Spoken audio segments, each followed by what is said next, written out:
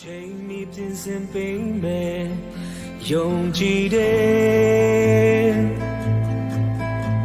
ကိုတို့ရဲ့ထဲမှာဖြစ်နိုင်တော့ရမတန်နိုင်တော့ရမရှိပြီပဲကိုတော့တန်နိုင်တယ်သေချာတယ်သုံးစရှင်လုံးလုံးအနာယောဂလည်းချမ်းသာစေတယ်လမ်းမရှိတဲ့တော့ရန်တဲ့လမ်းကိုဖန်ဆင်းချောက်ပွေတဲ့ရမစံရည်တွေစီးထွက်စေတာကိုရောပဲလေအားလုံးပဲမင်္ဂလာပါကျွန်မနာမည်ကတော့တနန်းမြင့်ဖြစ်ပါတယ်မီယိုဖလာကတော့ကရင်ဗုဒ္ဓနတ်စားကရင်ပေါ့ကျွန်မကတော့အခုဖျားရဲ့ကောင်းမြတ်မှုခံစားခဲ့ရတဲ့အတွက်ကျွန်မခံစားခဲ့ရတဲ့အတွေ့အကြုံလေးနဲ့ပြောချင်ပါတယ်ကျွန်မရွာမှာနေတော့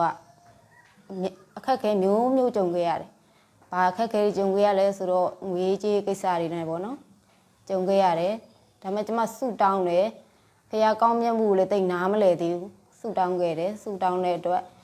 ကျွန်မအဲ့နေရနောက်နေ့ဆိုရင်ကျွန်မပေးစရာငွေကြေးလေးကိစ္စတသိန်းတီးပေးစရာရှိတယ်ပေါ့နော်ရှိတော့ကျွန်မဆုတောင်းတယ်တကယ်ပဲ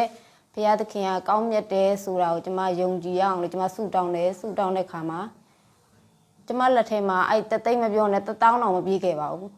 နောက်နေ့ဆိုပေးရတော့မယ်ကျွန်မဆုတောင်းညဘက်လည်းဆုတောင်းတယ်နောက်နေ့ကျတော့ကျွန်မညီမဝင်ခွေတယောက်အမကြီးပတ်စံနဲ့3ကျင်လားလို့လမ်းမေးတဲ့ခါမှာကျွန်မကိုရမ်းဝမ်းသာသွားတယ်ပေးစရာတသိန်းပေးရမယ်ဥစ္စာကျမမှာလက်ရှိရ1000တောင်မပြည့်ဘူးเนาะကျမရန်ဝမ်းသာသွားတဲ့အတွက်ကိုကျမဘုရားသခင်ကျမကိုကောင်းကြီးတွေပေးတဲ့အတွက်တကယ်ပဲကျေးဇူးတင်တယ်ပေါ့နော်တကယ်ပဲဘုရားရှင်ကကျမတို့တော့ခွန်အားအများကြီးပေးခဲ့တယ်ကောင်းကြီးပေးခဲ့တယ်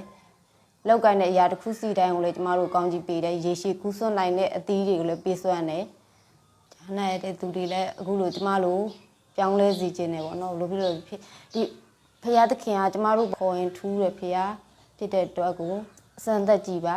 ဖះကိုကျမတို့ကိုးကွယ်တဲ့ဖះဘယ်လောက်ထိကောင်းမြတ်တယ်ဆိုတာကို